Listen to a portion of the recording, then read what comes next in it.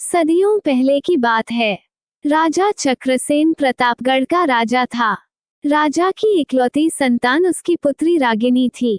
वह अत्यंत सुंदर थी। रागिनी के विवाह योग्य होने पर राजा को पुत्री के लिए एक योग्य वर की तलाश थी।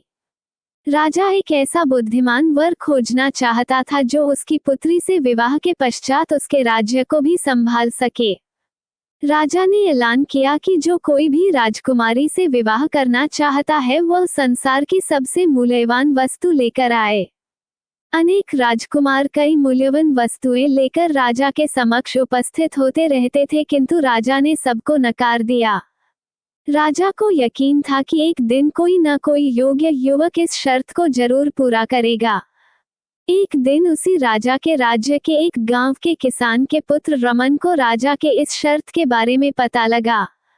रमन बहुत बुद्धिमान था। उसने विवेकपूर्ण तरीके से सोचा और फिर एक दिन 3 वस्तुएं लेकर राजा के दरबार में हाजिर हो गया। राजा से अनुमति पाकर वह बोला, मैं दुनिया की 3 सबसे महत्वपूर्ण वस्तुएं लाया हूँ। मेरे हाथ में यह मिट्टी है जो हमें अन्न देती है, ये जल है जो अमूल्य है और इसके बिना जीवन संभव नहीं है। तीसरी वस्तु पुस्तक है। पुस्तकें ज्ञान का आधार होती हैं और ज्ञान के बिना सृष्टि का संचालन असंभव है।